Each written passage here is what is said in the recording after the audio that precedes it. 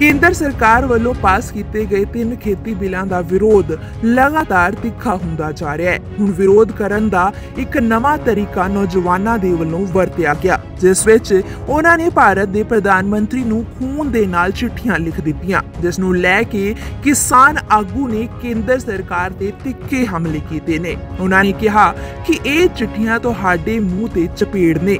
ਇਸ ਦੇ ਨਾਲ ਹੀ ਕਿਸਾਨ ਆਗੂ ਨੇ ਨੌਜਵਾਨਾਂ ਨੂੰ ਵੀ ਖੂਨ ਦੀਆਂ ਚਿੱਠੀਆਂ ਨਾ ਲਿਖਣ ਦੀ ਅਪੀਲ ਕੀਤੀ ਹੈ। ਉਹਨਾਂ ਦਾ ਕਹਿਣਾ ਹੈ ਕਿ ਤੁਹਾਡਾ ਖੂਨ ਬਹੁਤ ਕੀਮਤੀ ਹੈ, ਉਹਨੂੰ ਇਸ ਤਰ੍ਹਾਂ नहीं बहाना चाहिए। नरेंद्र मोदी जी, आपसे निवेदन करते हैं कि इन कृषि कानूनों को वापस लें। आप लोगों की भावनाओं को समझें। ये किसान, गरीब किसान सड़क पे आए हुए हैं, ये कोई आतंकवादी नहीं है, ये कोई खालिस्तानी नहीं है।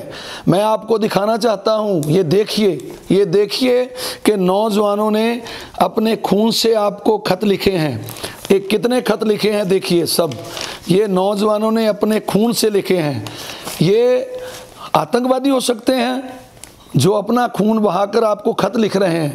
तो इस बात को समझिए और लोगों की भावनाओं को समझिए। ये सभी कृषि कानून जो है ये मौत का फरमान है और इसको आप तुरंत वापस लें।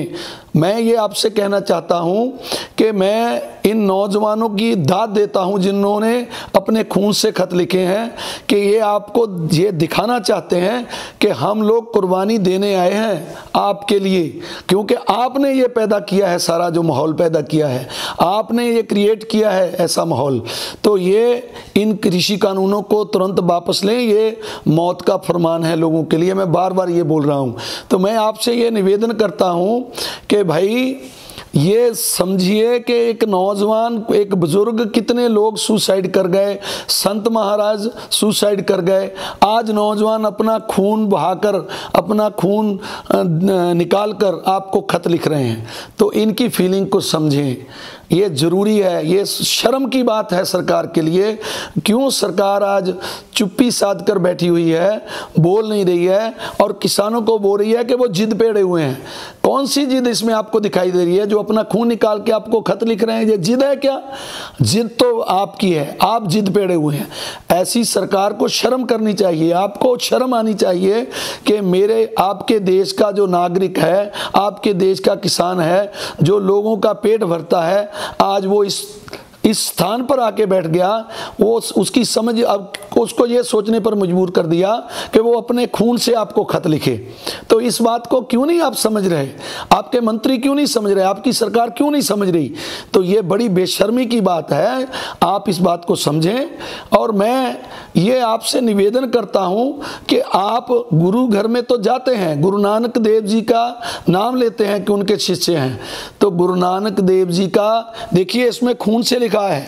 आप इसको पढ़ पाएंगे तो इसको आप जान लेंगे। इसमें लिखा है उन्होंने, हक पराया नानका उस सुअर उस गाय। कहने का भाव है कि जो आप किसी का हक लेते हैं तो वो और गाय का मांस खाने के बराबर है आपके लिए। आप किसानों का हक ले रहे हैं और हक छीन रहे हैं, तो आपके लिए उतना जैसे पाप माना जाता है, गऊ को माता मानते हैं, तो उसका मांस खाते हैं जो लोग, वो कितना पाप, घोर पाप माना जाता है। तो आप किसानों का ये खून बहाकर, आप उनका हक लेकर, हक छीन कर उस बरोबर आप चले गए हैं कि जितना कोई पापी पाप करता है गाय का मांस खाकर, तो आप उस बरोबर चले गए। आज आपको शर्म आनी चाहिए। जो आप कहते हैं कि हम गऊ को माता मानते हैं, तो ये गुरबानी का शब्द आप समझेंगे क्या? आप गुरबानी का नाम तो लेते हैं, गुरु नानक देव जी का नाम तो लेते हैं, इस बात को समझेंगे क्या कि जो आप आज कर रहे हैं वो उसमें आपको कितना पाप हो रहा है, कितना ये पुण्य कर रहे हैं, कितना पाप कर रहे हैं। आप लोगों का हक छीन रहे हैं। तो इस बात को समझें, आपकी सरकार समझे, आपके कृषि मंत्री समझें, आप खुद समझें। तो ये बात को समझने का समय है।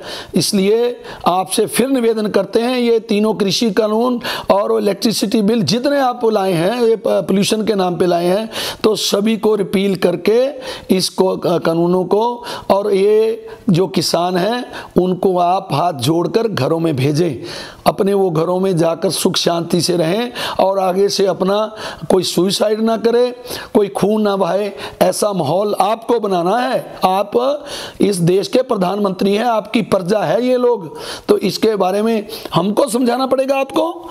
इसलिए आपसे निवेदन करते हैं। तो और इसके साथ ही मैं अपने जो मेरे भाई ऐसा काम करते हैं, मेरे को पता चला है कि कुछ हमारे साथियों ने सुसाइड किया है, हम उनसे निवेदन करते हैं ऐसा मत करना मेरे भाई। हमको आपके सहयोग की, आपके साथ की ज़रूरत है। हमारे साथी बनकर आएँ, हमारे कंधे से कंधा मिलाकर चलें। ये जो आंदोलन है इसको आगे बढ़ाना, इसमें संख्या बढ़ाने की ज़रूरत है, इसमें संख्या कम नहीं करनी है।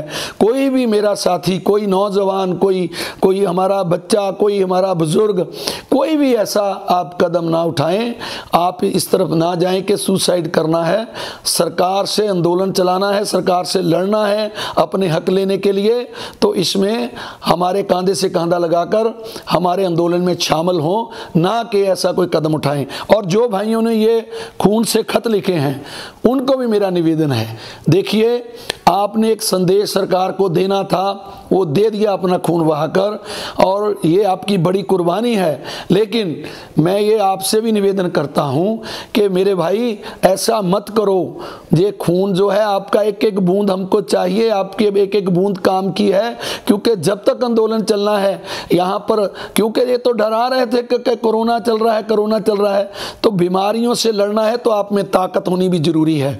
तो इसलिए ऐसे खून मत निकालें, शरीर को तंदुरुस्त और ताकतवर रखें और उसके लिए अपना ये आंदोलन जारी रखने के लिए हमारा साथ दें। मैं आगे से अपने सभी भाइयों को, नौजवानों को, बुजुर्गों को ये अपील करता हूं कि मेरे भाई ऐसा खत खून निकाल कर नहीं लिखना है। एक बार लिखा है, संदेश देना था, आपने दे दिया, आपका बड़प्पन है, आपकी कुर्बानी है, वो जाया नहीं जाएगी, बेकार नहीं जाएगी।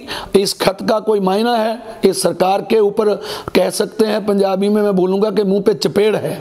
तो ये सरकार को समझना चाहिए इसको। बस इतना समझाने के लिए ये खत जो है काफ़ी है, क्योंकि बहुत खत आपने लिख दिए हैं। आगे से ये अपील है ऐसा ना करें।